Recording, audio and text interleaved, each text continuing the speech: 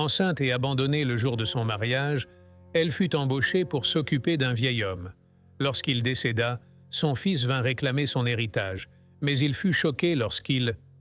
Marie ajusta son voile et examine son reflet dans le miroir, l'image de l'espoir encadré de blanc. Son histoire d'amour avec Philippe a commencé parmi les portants de vêtements du magasin où elle travaillait, fleurissant rapidement des rencontres occasionnelles à des promesses d'un avenir partagé.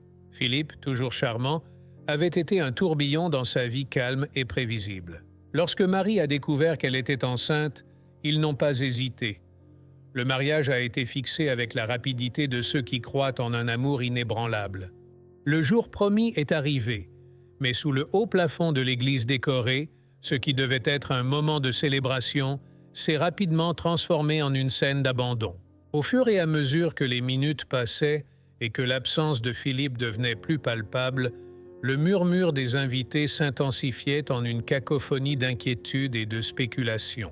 La confirmation est venue avec l'approche du prêtre qui, avec une expression de regret, a informé Marie que Philippe ne viendrait pas. Abandonnée à l'autel, la réalité de la trahison est tombée sur elle comme un rideau de plomb.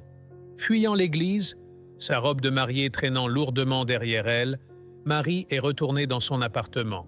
Là, entre les murs qui avaient été témoins de l'épanouissement de son histoire d'amour, elle faisait maintenant face à la cruelle réalité de sa situation. Les jours ont passé dans un flou de désespoir. Le loyer impayé résonnait comme une horloge, marquant le temps qui s'écoulait, et bientôt le propriétaire était à la porte, exigeant qu'elle quitte l'appartement. En pleine crise, Marie a cherché du réconfort en appelant une amie, se confiant sur les difficultés de trouver un travail en étant enceinte. Son amie, après avoir écouté attentivement, a mentionné une opportunité qui pourrait résoudre les problèmes de Marie. Un emploi pour s'occuper d'un vieil homme reclus dans un manoir éloigné. C'était une proposition inhabituelle, mais la nécessité l'emportait. Marie, c'est une situation avec logement inclus. Vous vous occuperiez de lui et auriez un endroit où vivre sans vous soucier du loyer, expliqua son ami. Malgré son hésitation initiale, l'urgence de sa situation économique et le petit être grandissant en elle ont pris la décision à sa place. Ainsi, avec le cœur encore lourd de l'abandon et l'esprit tourmenté par les incertitudes, Marie a accepté l'offre. C'était une lueur d'espoir au milieu des ténèbres, un nouveau départ chargé de doutes, mais aussi de possibilités. Alors qu'elle faisait ses valises, la question qui ne cessait de résonner dans son esprit était « Philippe regretterait-il un jour sa décision ?» Et qu'est-ce qui attendait Marie dans ce manoir éloigné? Tandis que les roues de la vieille camionnette de déménagement grinçaient sur la route de terre, Marie contemplait le paysage qui se déployait devant elle. Loin de la ville et de ses souvenirs douloureux, elle s'approchait du manoir où elle allait commencer sa nouvelle vie. À son arrivée, la façade imposante de la maison révélait son histoire et sa grandeur, contrastant fortement avec la simplicité de la vie que Marie connaissait. « Vous devez être Marie », dit une voix derrière elle, la faisant se retourner. Un homme d'âge moyen, vêtu d'un uniforme de majordome, tendit la main. « Je suis Thomas, le majordome de la maison. Bienvenue. » « Merci, Thomas, » répondit Marie, essayant de cacher le nervosité qu'elle ressentait. Le suivant à l'intérieur, elle fut immédiatement prise par la grandeur du manoir. Chaque pas résonnait dans les couloirs remplis de peintures anciennes et de meubles qui parlaient d'un passé lointain. Thomas guida Marie jusqu'à une petite chambre au rez-de-chaussée, qui servirait de nouveau foyer. « Je vais vous emmener rencontrer Monsieur Gérard. Il est impatient de rencontrer la personne qui s'occupera de lui dans les prochains mois. » Marie sentit un frisson dans le ventre en s'approchant de la chambre de Monsieur Gérard. Thomas frappa doucement à la porte et l'ouvrit, révélant un homme aux cheveux blancs assis dans un fauteuil, tourné vers la fenêtre. « Monsieur Gérard, voici Marie, votre nouvelle aide-soignante, » annonça Thomas. Monsieur Gérard se retourna lentement, évaluant Marie d'un regard critique. « Alors, vous êtes la jeune femme qui va essayer de me maintenir en vie, » dit-il d'une voix qui portait autant de mépris que de fatigue. « Eh bien, j'espère que vous serez plus utile que les précédents. » Marie ressentit une pointe de peur, mais quelque chose dans la solitude de cet homme la toucha. « Je ferai de mon mieux, Monsieur Gérard, » répondit-elle d'une voix ferme, se surprenant elle-même par sa propre conviction. « Nous verrons », murmura-t-il en se retournant vers la fenêtre. Alors que Marie se retirait pour commencer à défaire ses valises, elle se demandait à quoi ressemblait la vie de M. Gérard. Quel type de douleur cachait-il derrière son regard dur? Et comment réussirait-elle à traverser les barrières qu'il avait clairement érigées autour de lui? Marie s'adaptait à la routine du manoir, apprenant à naviguer le tempérament de M. Gérard et à gérer ses silences pensifs. Une nuit, alors qu'elle servait le dîner dans la grande salle que M. Gérard préférait utiliser plutôt que la salle à manger formelle, elle décida d'aborder un sujet délicat. « Monsieur Gérard, si vous permettez… » Marie commença, posant délicatement le plateau de nourriture sur la table. « Vous ne mentionnez jamais votre famille. Pouvez-vous m'en parler ?» Elle espérait que la question ne serait pas trop intrusive, étant donné la nature généralement réservée de son employeur. Monsieur Gérard sembla réfléchir à la question un moment, ses yeux fixés sur l'assiette devant lui, avant de se lever pour rencontrer les siens. « Ma famille », commença-t-il, sa voix révélant un mélange de ressentiment et de tristesse, a été détruite par l'ambition et la cupidité. Il fit une pause, comme si les souvenirs étaient trop douloureux pour être évoqués. Mon fils, unique héritier de tout ce que ma femme et moi avions construit, a fini par se perdre en chemin. Il était trop ambitieux, escroquant nos amis et même d'autres membres de la famille. Marie resta silencieuse, l'encourageant du regard à continuer. Monsieur Gérard soupira profondément, la douleur évidente sur son visage. Cela a détruit notre famille. Nous l'avons chassé de la maison et beaucoup de choses ont été dites. Des choses que nous ne pourrons jamais retirer. Son regard se détourna vers la fenêtre, perdu dans le passé. Ma femme ne s'est jamais remise de cette trahison. Elle est tombée dans une dépression profonde et sur son lit de mort, elle appelait en vain notre fils. Il n'est jamais apparu. Elle est morte le cœur brisé, me laissant seule dans cette grande maison, avec rien d'autre que des souvenirs douloureux. Marie sentit un pincement au cœur en entendant l'histoire de M. Gérard. Elle s'approcha, posant une main sur la sienne dans un geste de réconfort. « Je suis désolé pour votre perte, monsieur. Personne ne devrait passer par là. » Il la regarda, ses yeux rencontrant les siens, et pendant un moment, une lueur de gratitude apparut sur son visage fatigué. « Merci, Marie. C'est rare de parler de cela, mais d'une certaine manière, il semble juste de parler avec vous. » À ce moment-là, une nouvelle couche de compréhension se forma entre Marie et M. Gérard, marquant le début d'une relation moins formelle et plus personnelle. Marie commença à voir au-delà de la façade de l'homme amer pour découvrir le cœur brisé qu'il cachait. Marie s'adaptait à la vie au manoir et un après-midi pluvieux, elle décida d'organiser le grenier, une partie de la maison qui était restée intouchée pendant des années. En enlevant des couches de poussière de vieux meubles et de boîtes, une en particulier attira son attention. C'était une boîte en bois, usée par le temps, mais clairement bien entretenue. Curieuse, Marie l'ouvrit et trouva une collection de lettres jaunies et de vieilles photographies. Les photographies montraient une femme qu'elle reconnut comme la défunte épouse de M. Gérard. Parmi elles, des lettres jamais envoyées, écrites par l'épouse pour leur fils éloigné, remplissaient la boîte. Les mots révélaient le cœur d'une mère désespérée de réconciliation, exprimant amour et tristesse pour l'éloignement. Marie sentit le poids de ces découvertes. Elle savait à quel point M. Gérard était réservé sur son passé et surtout sur son fils. Après une brève hésitation, elle décida d'apporter les lettres jusqu'à lui, pensant qu'elle pourrait aider le vieil homme à trouver une certaine paix intérieure, même s'il ne cherchait pas de réconciliation. En lui remettant les lettres, Marie observait prudemment la réaction de M. Gérard. Il accepta les papiers d'une main tremblante, ses yeux parcourant rapidement le contenu. Pendant un moment, la salle se remplit d'un silence lourd, seulement interrompu par le bruit de la pluie contre les fenêtres. « Je n'avais aucune idée qu'elle avait écrit ces lettres », dit-il finalement, sa voix basse et chargée d'émotions non exprimées. « Après tant de temps, je pensais connaître toutes les douleurs que cette maison gardait. »« Monsieur Gérard, » intervint Marie doucement, « vous n'avez pas à affronter cela seul. Je suis là si vous avez besoin de parler. » Il la regarda, une lueur de gratitude mêlée à la douleur dans ses yeux. « Merci, Marie. Pour l'instant, j'aimerais rester un peu seule avec ces souvenirs. » Marie hocha la tête, comprenant le besoin de solitude et respectant l'espace dont il avait besoin.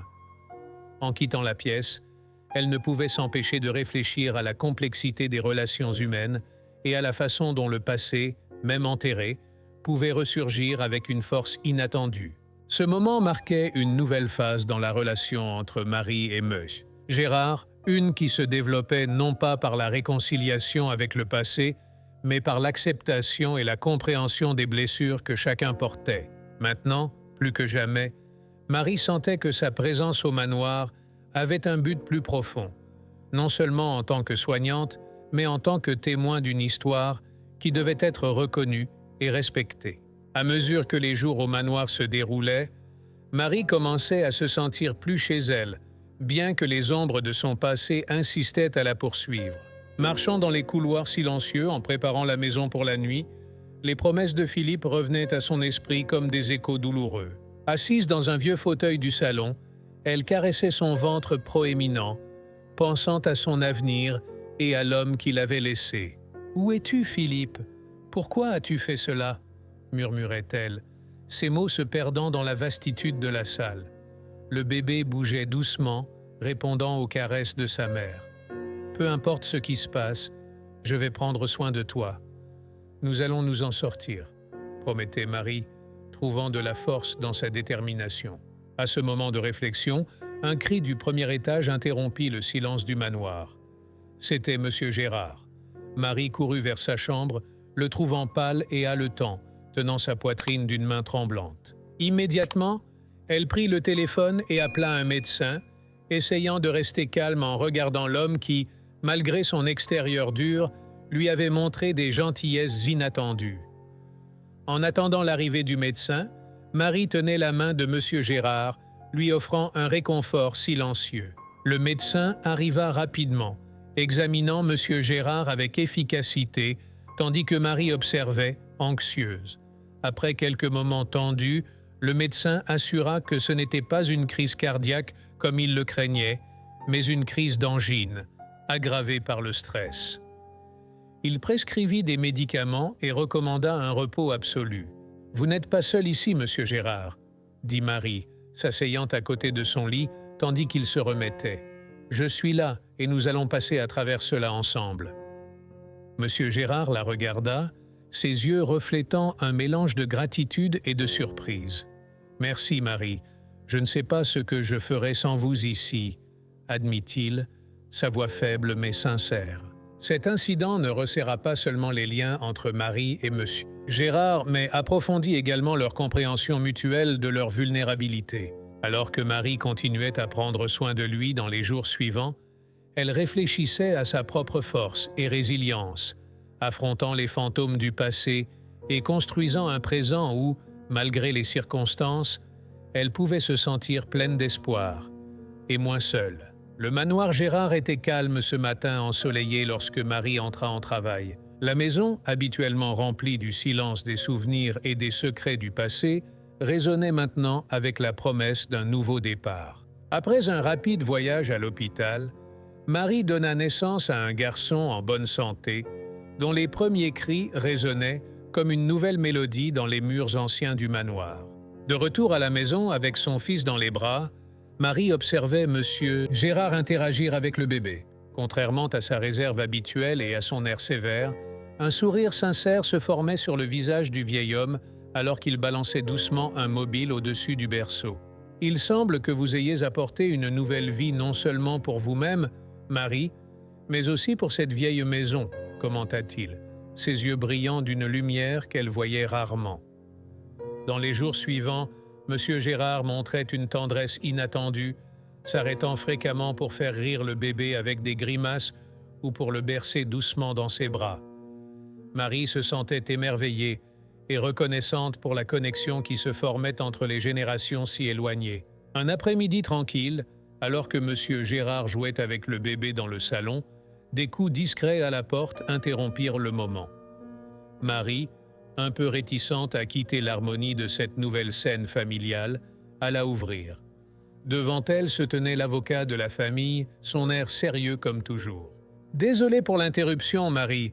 J'ai besoin d'un moment avec Monsieur Gérard s'il est disponible, » dit l'avocat, jetant un bref coup d'œil à l'intérieur de la maison comme s'il essayait de percevoir l'atmosphère qui y régnait. « Bien sûr, il est ici, » répondit Marie, conduisant l'avocat jusqu'au bureau où Monsieur Gérard l'attendait, laissant entrer l'avocat et fermant la porte derrière elle. En retournant au salon, la curiosité et une pointe d'inquiétude envahissaient Marie. Quelle urgence nécessitait une visite sans préavis? Cependant, en regardant son fils, qui souriait innocemment, elle décida de se concentrer sur le bonheur nouveau qui remplissait maintenant sa vie. La présence de l'avocat, bien que mystérieuse, serait une affaire que M. Gérard devait régler. Le mois qui suivit la naissance du fils de Marie fut rempli d'une joie tranquille et d'une nouvelle routine au manoir. Gérard, bien que sa santé fût fragile, semblait trouver des forces renouvelées avec la présence du bébé, consacrant de nombreux moments à des jeux doux et des sourires. Mais cette paix était délicatement éphémère, et la réalité de la condition de M. Gérard s'imposa de nouveau rapidement. Un matin de ciel clair, alors que Marie préparait le café, elle entendit un bruit sourd venant de la chambre de M. Gérard. Courant pour vérifier, elle le trouva effondré à côté du lit, luttant pour respirer. « Ne t'alarme pas, ma chère, il semble que mes jours touchent à leur fin, » dit-il, essayant de minimiser la gravité de la situation avec un faible sourire. Marie appela les urgences, restant à ses côtés, lui tenant la main et offrant des mots de réconfort jusqu'à l'arrivée des secouristes. À l'hôpital, l'équipe médicale confirma que M. Gérard devait rester sous soins intensifs en raison de l'aggravation de son état. Dans les jours suivants, Marie visitait M. Gérard fréquemment, apportant des nouvelles du bébé et écoutant attentivement les histoires qu'il choisissait de partager. Des histoires qui semblaient maintenant être racontées avec un sens de l'urgence. « Vous avez apporté lumière et vie à cette maison et à ce vieux cœur, » dit-il dans un moment de calme, sa voix embuée par l'émotion. « Merci pour tout, Marie. » Malheureusement, la santé de M. Gérard continua de décliner et un matin, Marie reçut l'appel qu'elle redoutait. M.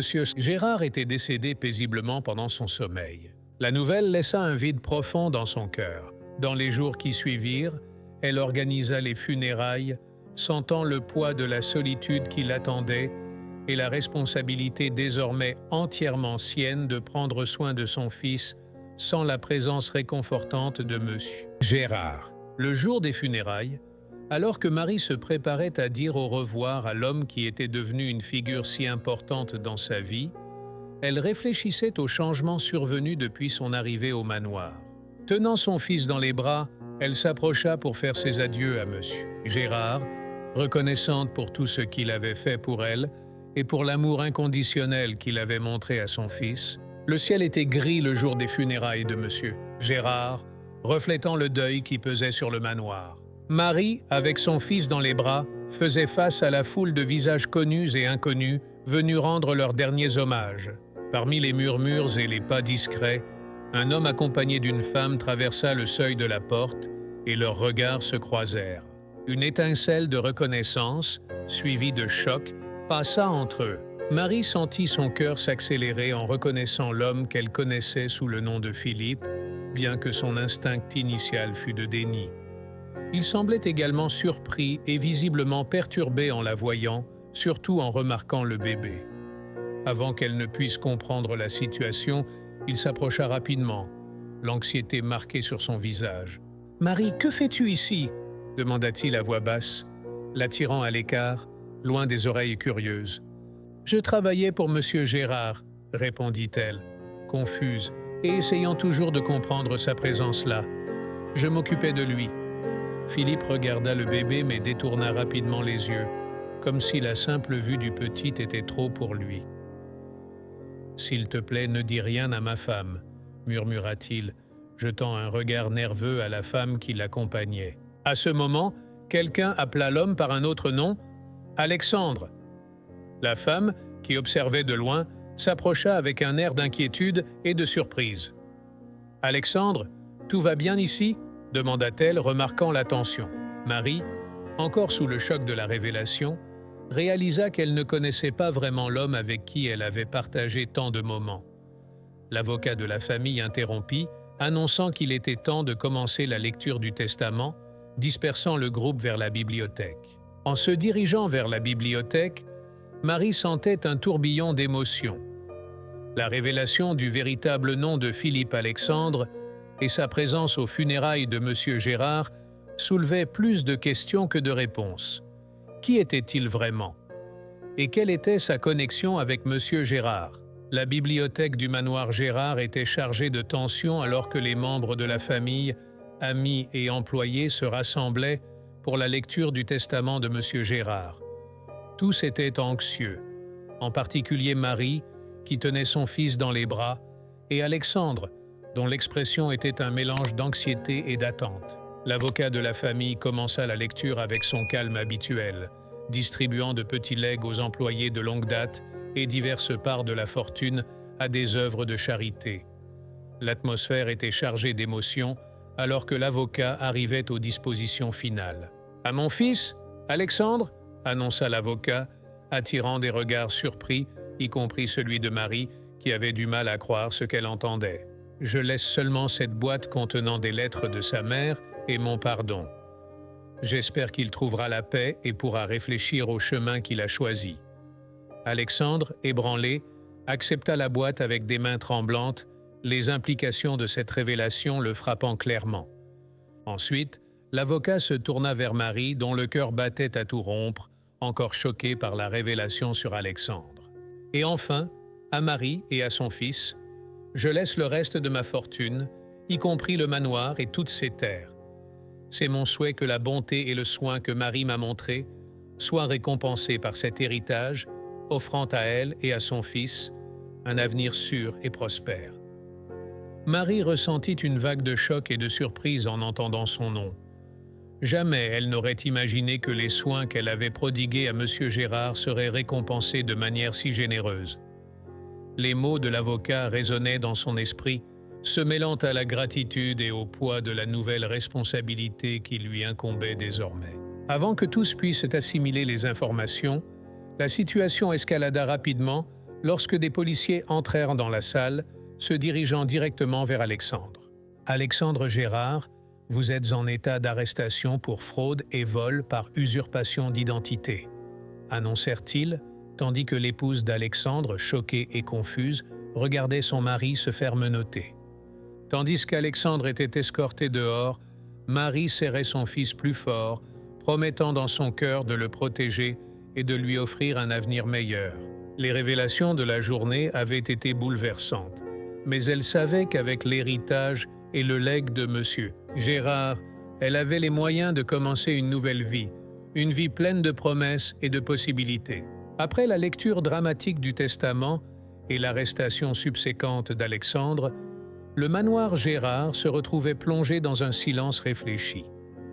Marie, maintenant en charge d'une vaste propriété et d'une fortune considérable, tenait son fils dans les bras, réfléchissant au poids des responsabilités qu'elle avait héritées. Lors d'une réunion tranquille dans le bureau, l'avocat de la famille révéla des détails cruciaux sur les événements récents. « Monsieur Gérard m'a donné des instructions personnelles, » expliqua-t-il, « pour notifier la police si Alexandre se présentait.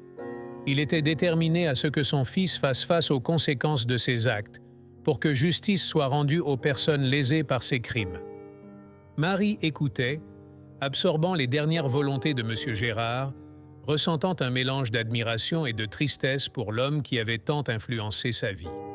Elle remercia l'avocat pour sa loyauté et sa diligence, reconnaissant la sagesse des décisions du vieil homme. En se promenant dans les jardins du manoir, Marie réfléchissait à la façon dont sa vie avait changé depuis son arrivée ici, comme une jeune femme enceinte et sans ressources. Inspirée par l'héritage de bonté de M. Gérard, elle décida de créer une fondation dédiée à soutenir les enfants orphelins et défavorisés, perpétuant l'esprit de générosité et d'amour qu'il lui avait enseigné. « Il est maintenant temps pour nous de construire quelque chose de beau à partir des difficultés que nous avons traversées, » dit Marie à son fils, contemplant l'horizon vaste. Déterminée à honorer la mémoire de M. Gérard, Elle s'engagea à utiliser sa nouvelle position non seulement pour préserver le manoir et ses terres, mais aussi pour répandre la compassion et les soins qu'il valorisait tant.